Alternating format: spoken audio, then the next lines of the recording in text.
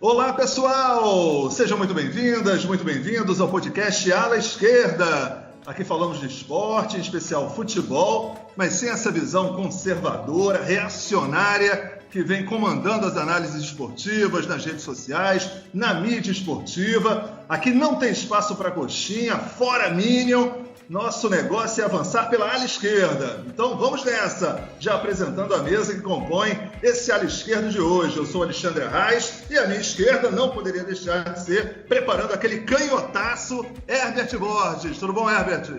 Tudo bem, galera. Bom momento a todos. Nosso time é praticamente o time do Ajax, né? Só tem canhoto. Vamos aí atacando pela esquerda, destrinchando o futebol, destrinchando o esporte.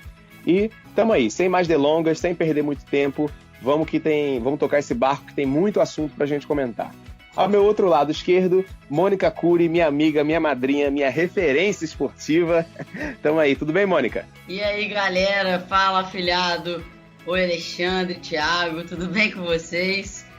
Hoje a gente vai falar aqui mais um assunto polêmico aí, que a galera tá na boca da galera. Vamos destrinchar isso aí para ver o que vai dar, né? Eu quero saber a opinião de vocês, quero saber o que vocês têm para falar sobre esse assunto. E do meu lado esquerdo também, Thiagão. Fala, Mônica. Fala, Alexandre. Bom momento a todos. É isso aí, né? Algumas forças ocultas da direita jogaram uma praga de gripe aí pra mim e pro Alexandre, mas estamos aqui firmes e fortes e vamos naquele canhotaço, né? Na nossa estreia. Vamos pra cima. Vamos embora. Sabe, Thiago, que as forças ocultas, elas atuam na gripe, atuam no Skype, atuam nas ligações aí da internet. Elas não param de atuar, né? Elas estão sempre atuando. Mas a gente segue aí na luta. Olha, a gente tem muita coisa para conversar nos programas do Ala Esquerda. O pessoal que já acompanhou o nosso teaser já está aí pelo Spotify, SoundCloud, pelo Twitter, Ala Esquerda 7, né? Ala Esquerda número 7. Você pode se informar mais para saber como é que é o programa. Hoje a gente vai ter o escândalo do Cruzeiro como um pano de fundo, um guarda-chuva, para a gente falar sobre irregularidades na gestão dos clubes de futebol, em especial das categorias de base, né? Uma vergonha, muito rapidamente, só para contextualizar para a galera que está chegando, o que aconteceu no Cruzeiro, né? Uma reportagem grande no Fantástico falando sobre irregularidade nas transações financeiras do clube, como é que paga a dívida para empresários, quer dizer, cessão de direitos econômicos de jogadores da base, uma molecada, 12 anos, tratado como, sabe, uma mercadoria, uma coisa absurda que estava acontecendo, grana para torcida organizada, empresários não cadastrados na CBF, quer dizer, escândalos de tudo quanto é jeito que apareceram, em especial porque o Cruzeiro estava utilizando garotos da base como parte de pagamentos de empréstimos para uma figura aí, um empresário que estava ajudando o Cruzeiro na crise financeira que o Cruzeiro diz que tem, né? Então, quer dizer, isso teve uma enorme repercussão, parecia que o clube ia tomar algumas providências, no dia seguinte apareceu o diretor do clube, né, o vice-presidente de futebol, o Itair Machado, enfim, com umas desculpas super esfarrapadas, e a cada dia que passa, mais escândalos, né? No dia de hoje que a gente está gravando, pessoas foram presas, o cara que foi indicado pelo Conselho Deliberativo do clube para cuidar do que aconteceu foi preso, advogados que trabalham para o Cruzeiro, quer dizer, um escândalo atrás do outro, é a realidade do futebol que a gente está acompanhando. Agora, eu fico cada vez mais preocupado, porque escândalo no futebol a gente já sabe que tem para tudo quanto é lado, mas quando mexe com as categorias de base, a gente vê, quer dizer, o desrespeito, a violência, como é que se trata o direito de crianças e adolescentes nesse país. Então, assim, eu fiquei indignado, profundamente indignado, e não estou vendo por parte do Cruzeiro uma solução efetiva do que está acontecendo. Então, vamos partir para uma primeira rodada, todo mundo falando o que achou desse escândalo, o que chamou mais atenção, para a gente depois ir aprofundando sobre esse tema. Manda aí, Herbert. Bom, galera, o que mais me chamou a atenção, primeiro na reportagem genial, né, da Gabriela Moreira e do Rodrigo Capello para o Fantástico, o que mais me chamou a atenção é que tem uma parte da entrevista, né, que um conselheiro fiscal do Cruzeiro, ele relatou que ele faz parte do conselho fiscal, logicamente, e ele não recebeu nenhum contrato para avaliar, sabe? Tipo, você imagina o cara que é responsável por fiscalizar contratos não recebeu nada. E assim, a gente sabe como é que funcionam os clubes, é sempre uma mesma panelinha, o mesmo tipo de pessoas que tá na gerência, né, tá na gestão dos clubes, e mesmo assim os caras conseguem ser incompetentes. Nesse caso, eu não digo nem incompetência, foi má fé mesmo. Então assim, além de todos esses problemas com a categoria de base, negociar contratos com empresários que não deveriam, que não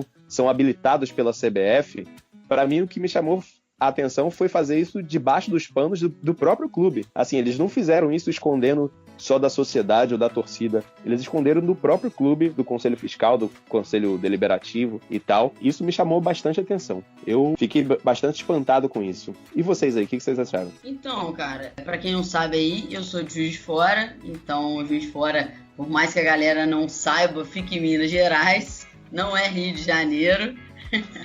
E esse caso do Cruzeiro deu muita repercussão aqui na mídia, a galera falou muito sobre isso, mas o que mais me assustou, cara, porque eu já meio que, a gente espera essa corrupção no meio futebolístico, assim, a gente sabe que tem muita coisa errada, né, só que o que deixa indignado a gente é que isso foi com a galera, com crianças, sabe, são vidas de crianças, muitas delas de periferia, então assim, elas não sabem nem como agir nesses casos, não tem advogado, não tem algum adulto responsável que possa entender de fato o que está acontecendo, enfim, é muita irresponsabilidade mexer com a vida dessas crianças que não fazem a menor ideia.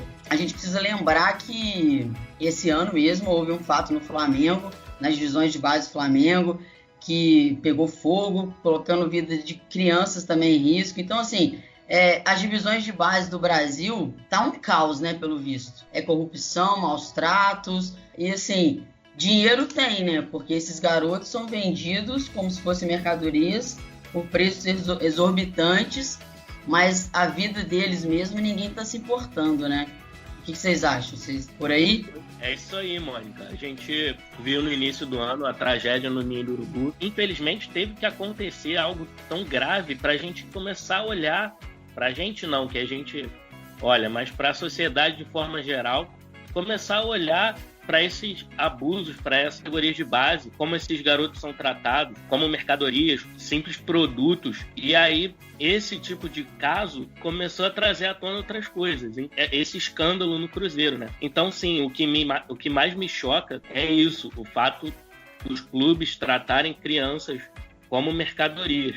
Além do fato de que o Zezé Perrella e sua família continuem mandando e desmandando, né? A gente sabe depois do caso do helicóptero de cocaína e são sempre as mesmas pessoas, sempre a mesma máfia mandando e desmandando. Isso choca também, mas mexer com a vida de crianças é muito grave. Agora é impressionante porque da mesma forma que tem o Escola Sem Partidos, tem uma galera que defende o futebol sem partidos, né? O futebol sem política. Os caras acham que futebol é entretenimento, é só esporte.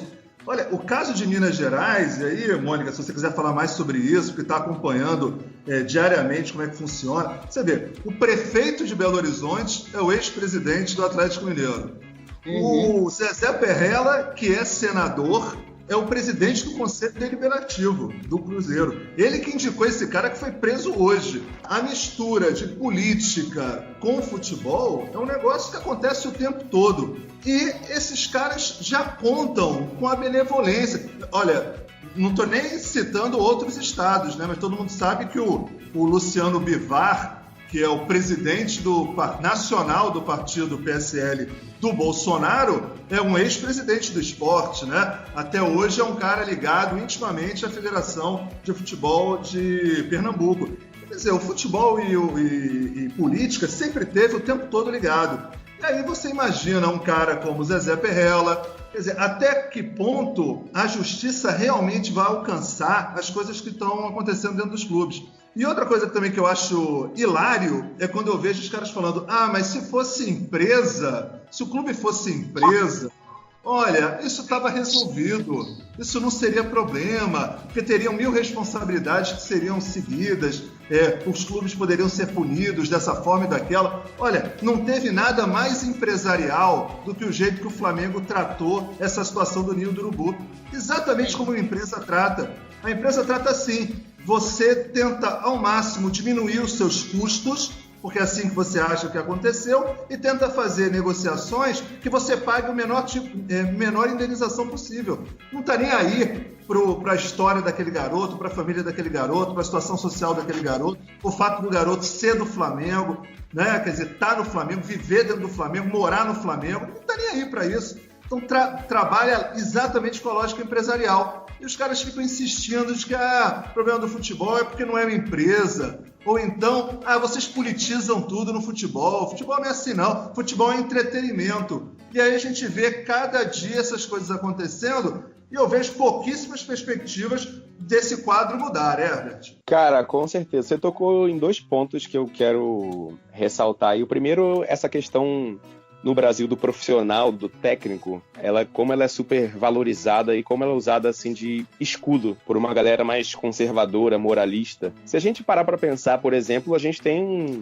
um ministério em que nosso presidente ele não mentiu, ele tem um ministério técnico. Mas quem são esses técnicos? Esse que é o problema, são profissionais. O nosso ministro da Educação é um profissional, mas ele é um profissional horrível, um ser humano escroto, é um crápula. E é profissional do mesmo jeito. Então, assim, você coloca uma pessoa que é profissional achando que a vida dela, o que ela é como ser humano, não vai fazer diferença na prática dela, é ingenuidade ou má fé. Então, assim, a gente tem que começar a desconstruir essa imagem do profissional, de usar isso como escudo contra tudo. A segunda parte que me chama mais atenção, Alexandre, do que você falou aí, a respeito da democratização dos clubes. Parece que no Brasil só tem 2 soluções. Ou você mantém as coisas como estão, né, com um conselho deliberativo formado pela história aristocrática dos clubes, ou você profissionaliza e vira empresa. Sendo que a gente tem muitos exemplos no mundo de clubes e empresas que não deram certo, pelo contrário. Faliram, tiveram que surgir do nada, da 4ª divisão, sendo que ninguém fala sobre, por exemplo, popularizar o clube, deixar que o sócio-torcedor tenha voto, porque o que acontece? O sócio-torcedor tendo voto e podendo ser votado, ele vai fazer parte de conselho fiscal, ele vai fazer parte de conselho legislativo. Todo clube é muito parecido com a situação política.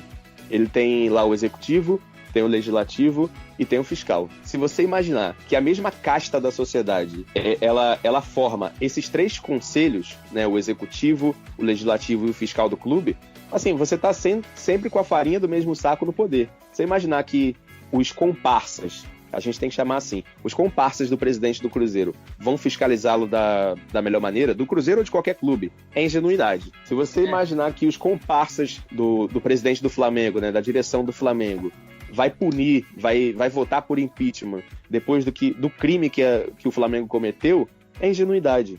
Você só tem fiscalização adequada quando você tem oposição.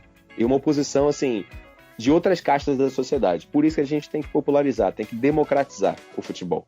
Pois é. O bom de fazer parte do ala esquerda é que dificilmente a gente vai brigar aqui por causa de futebol, né?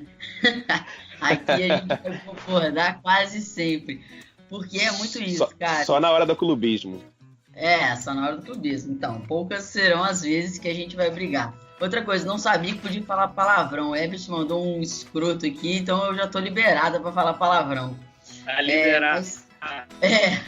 Mas é isso aí, eu concordo demais com vocês. Acho impossível separar futebol de política, assim como eu acho impossível separar política de qualquer outro assunto nesse país e no mundo, porque tudo é movido à base disso, a sociedade é movida por isso, então é impossível separar. E futebol, principalmente futebol masculino, que é algo que tem muito dinheiro envolvido, muito poder, aí sim é que tá bem inserido lá na política, né? E o torcedor, cara, o torcedor brasileiro, ele tem muita culpa nessas coisas, assim, porque, por exemplo, vocês citaram aí que o Zezé Perrella, senador em Minas Gerais, tem todo um vínculo com o Cruzeiro, já foi presidente do Cruzeiro e tudo mais, e o torcedor, ele gosta disso. Ele gosta de colocar na presidência do clube deles esses caras que têm poder, mesmo que seja um poder deturpado, assim, mesmo que seja corrupto, mesmo que seja um cara que todo mundo sabe que não vale nada. mas o torcedor quer ter esse cara na presidência do clube dele. Ele vai mandar e desmandar lá na CBF, ele vai mandar e desmandar lá na FERJ, na Federação Mineira e tal, tem que ser esse cara. Uma prova disso é o Eurico Miranda, sabe? O Eurico Miranda foi presidente do Vasco. Quantas vezes aí o Vascaíno votou nele sabendo de todo o envolvimento dele com várias coisas ilícitas, ele já sumiu com o dinheiro do Vasco.